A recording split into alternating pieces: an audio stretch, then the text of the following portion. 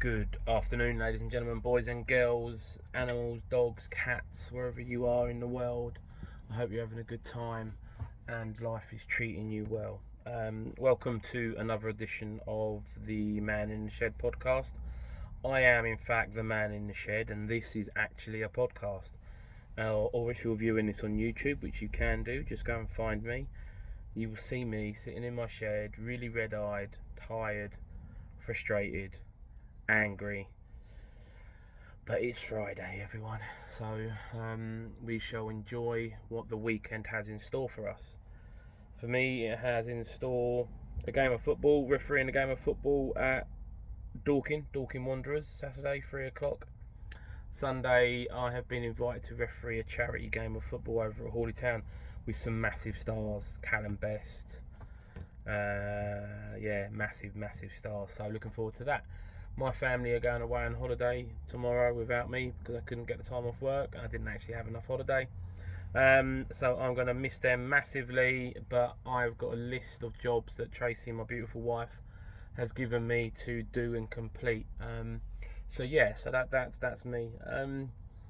I've had a really tough day today, and it's played on my mind the impact that words can have on people. And I know I did this and spoke about this a while ago, but I'm just going to bring it up again. My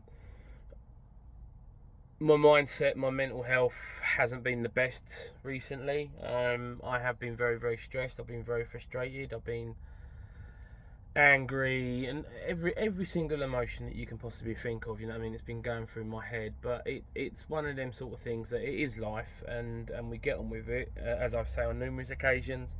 Put your big boy pants on and just get on with it. But just recently, there's things that have been going on, and I haven't been enjoying it as much as I probably should do, and I haven't been talking about it as much as I probably should do. And it came to a bit of a head, and I was sent something via electronic mail, or also known as email, and it hit me hard. It really did hit me hard, and I'm not normally one to get angry or get frustrated or to get a little bit despondent, but it hit me hard. And for anybody who knows a person who does football management at a junior level, knows that this time of the year is manic, trying to get all the registrations in, trying to get the pictures, trying to get everything done and dusted. And then you throw in there your beautiful 3 children and your beautiful wife and a home that needs cleaning and kids that need eating and bathing and all that lot.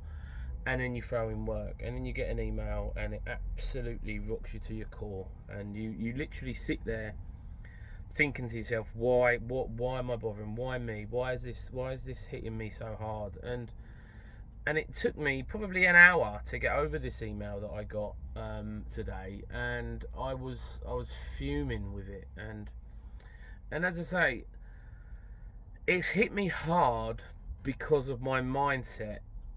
So what I'm trying to say to you guys out there that are listening, be very, very careful in how and what you put down on an email, because you have no idea the mindset of people. So if you have a problem, maybe pick up the phone to them and have a conversation with them, rather than expressing some views on email. Because trust me, I was close to pulling this shed apart this morning.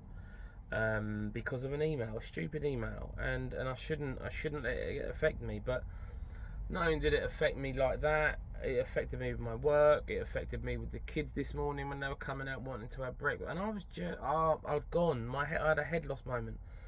But I spoke to my wife. She calmed me down. I spoke to other people. They calmed me down. And I got there in the end, but it got my mind thinking.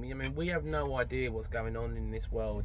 We have no idea the mental state that some people are in. We have no idea these people who you think are the liveliest, funniest, most relaxed people that are out there, they're all suffering.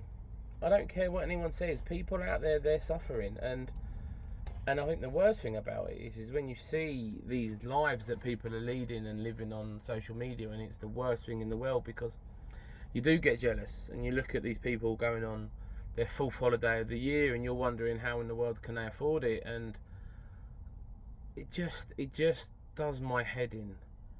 You mean, I'm working, me and Tracy are working as hard as we can do to provide for our kids and to give them as much as we can give them.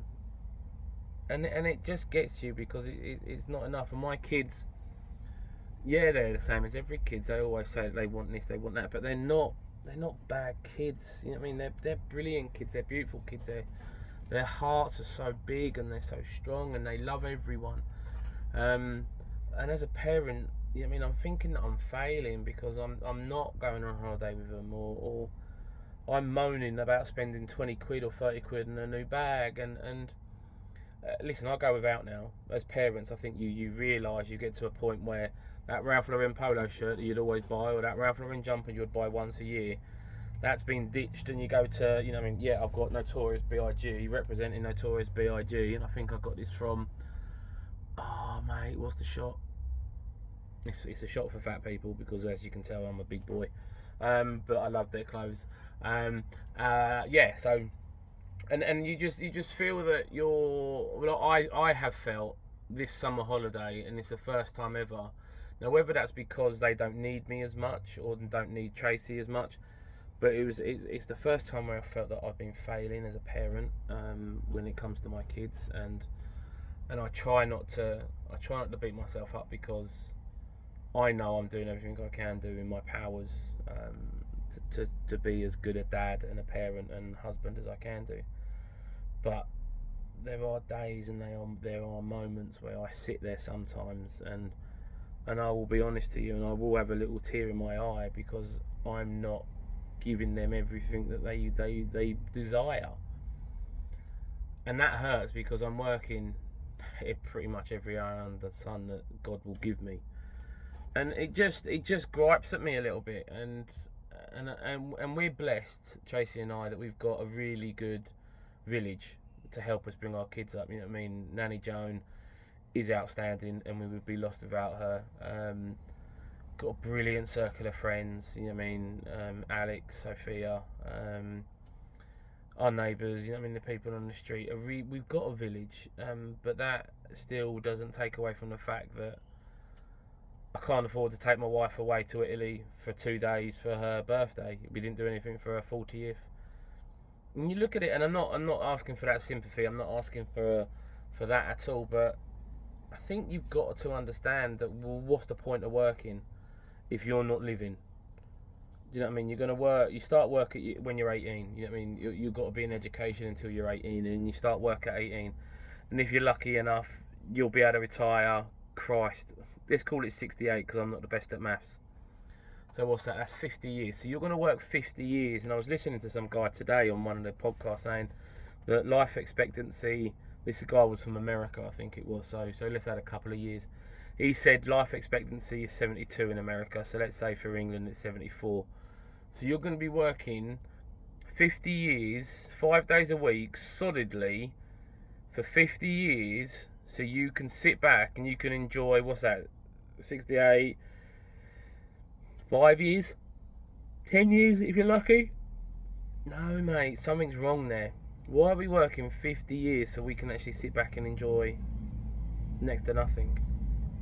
I think that the whole world should be turned on its head. I think that we should be able to retire or go on a pension break, or whatever you want to call it, so the government pay us our pension when we're 18 to 24, for an example, so we can go out there and enjoy life and experience life and get life skills. Because listen, I'm all for people going to university, and I'm all for people going to colleges and developing their brain power and stuff like that, but you go to university to go and do a major in history, and then you end up selling ad space, or you end up working in Costa Coffee, which is nothing wrong with it at all, but you've spent 25-30 grand. Yeah, you've created a load of brilliant memories, but what are you doing? You know what I mean? Whereas you look at life and the things that you can learn by going out and experiencing different cultures and different ways of life and different meanings of life, and maybe that's the way we've got to do it. Maybe we've got to flip everything on its head and do it like that. Or you fall into a career where you absolutely love and you don't look at it as work. Maybe that's the way to go about it. I don't know. But it just griped me that we're doing everything in our powers as parents, yet in my head I still feel that I'm not providing my kids with enough, and I don't know whether there's other parents who are out there that feel the same, or maybe there's other parents out there who are actually saying no, we provide our kids with too much. You know what I mean? I go back to when I was a kid, summer holidays. I know things are different. How old's Daniel now? So I'd probably say next year. So when he's had a first year in senior school, my mum would pack up a massive bag of sandwiches of orange squash, drop us off over at Oakwood School at 9:30, and me, Tristan Fish, Martin Fleming, Gary Creasy might pop down, Mickey Norris might pop down, John Finko, my brother, Spencer Branton, but we'd be there playing football from 9:30 until 3:30, 4 o'clock, 5 o'clock. Go home, shepherd's pie. Jason Albert was another one. Go home, shepherd's pie. Wallop, bang, what a time to be alive. But now obviously you can't do because there's so many weirdos out there, and it isn't safe. But you've got to trust these kids to be able to make these decisions and go out there and experience life and make mistakes so they can grow as people and they can grow as individuals and they can become the best people that they can be. But that being said, I still want to wrap my kids up and cut them all because, as I said last week, if you're lucky, you're going to have 16, maybe 18 summer holidays with your kids before they don't want to come on holiday with you. They don't want to socialise with you during the summer holidays. So maybe I should just turn around and work and go, do you know what, Thursday, Friday I'm off. I'm going down to the New Forest with the kids and with Chasey, and I'm going to have fun. Don't get me wrong, if the weather forecast is right in what they're saying and we're going to get a nice little heat wave, and 28 isn't a heat wave, by the way, 28 is what summer used to be. I love the way the media are going, 28 degrees is a heat wave coming. 28 degrees was summer. Yeah, 28 degrees was summer. Yeah, we're going to get a month's worth of rainfall in half a day.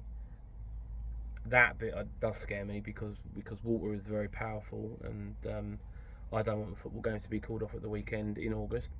But when the media are scare tacting people and going, yeah, this, you know what I mean, this is a heat wave. 28 degrees isn't a heat wave, so that's where people need to wake up a little bit, and I think they need to realise that the media are the most corrupt organisations that are out there because they're feeding you a certain amount of stuff that just keep you in check. That's my own personal view. I have no facts or basis upon that. Not that I used to work for the media, but I don't know whether they do that. But there we go. I think that when I look out of, I'm in the shed today, obviously, because it is a Man in the Shed podcast, and I see my kids playing, and I see them having fun, and I see them laughing together. God, that fills my heart with so much joy. And I know that I'm blessed that I've got a few beautiful kids, and they are good kids and all that lot. And my wife's amazing. She really is just out of this world. She's the rock. She's the glue that holds it all together. Do you know what I mean? And you'd be lost with that. You know what I mean? I'm only as good because I've got a fantastic team of people around me, and that includes the kids, and that includes my wife, and that includes all that village that I spoke about. But I guess up here in the grey, sometimes you get a little bit lost in your own thoughts and your own self-pity, and you get hung up on not feeling that you can do everything that you can do and you can achieve stuff. And as I say, that email this morning just hit me hard, and it's making me realign and refocus, which is a great thing because you do get carried away with stuff, and you got to realise that people sometimes they have their own agendas. I mean, they can all be nicey, but as soon as you're back, that knife will be going in it, and then you'll understand exactly what's going on. And everyone's got an agenda. Let's just say that, and there's people out there that I never thought would have an agenda actually do have an agenda, and it just hurts a little bit.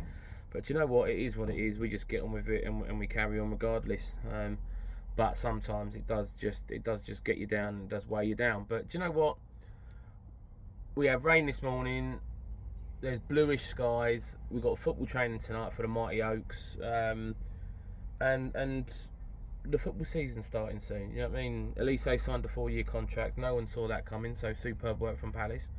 But you just need to remember to take care of yourself as well, because as much as I'm saying all of this, I know that I wasn't right mentally. I wasn't in the right frame of mind. So getting that email really did hit me hard. And one of the things that we've started doing, and this is down to my wife and little Lord Luke, is the 28-day Ward Pilates challenge. I'm on day 2. Day 1 nearly broke me. I think Daniel is on day 2 as well, because he doesn't see the point in it, but he's got to. Whereas Tracy and Luke are smashing it, and it's just something that we can do as a family. I go back a couple of weeks ago. For you people that follow me on social media, you would have seen that we had a random karaoke night at home, and it was brilliant. Gracie set it all up, wasn't it, Daniel? Yeah. Quick question: should I wear Astros or molds for training? We'll take both, mate. Okay. Yeah, sorry, that's Daniel just wanted to know whether he should wear Astros or molds. Yeah, brilliant. But yeah, we had an impromptu karaoke night with Tracy and the kids, and it was superb. It was so much fun. We all laughed and we all sang, and it was brilliant. And then you just you video it, you watch it back, and you realise that actually life is good and life is precious, and them moments that we can capture, they're so important nowadays, because when the Alzheimer's hit, you ain't gonna remember that sort of stuff. But excuse me. But it will be, yeah, it's good to make memories, and that's what we've got to do. So big shout out to the Lionesses as well, getting through to the final. Unreal achievement, and good luck for the final on Sunday.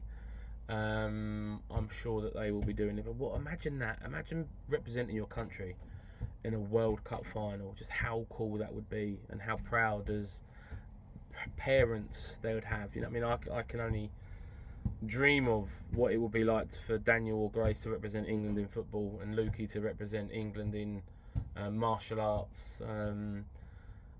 Just watching your kids out there on the biggest stage in the world when it comes to their talent or their love, and they're representing not just their club and the family name, but their country as well. How proud must you be as a parent? That would be amazing.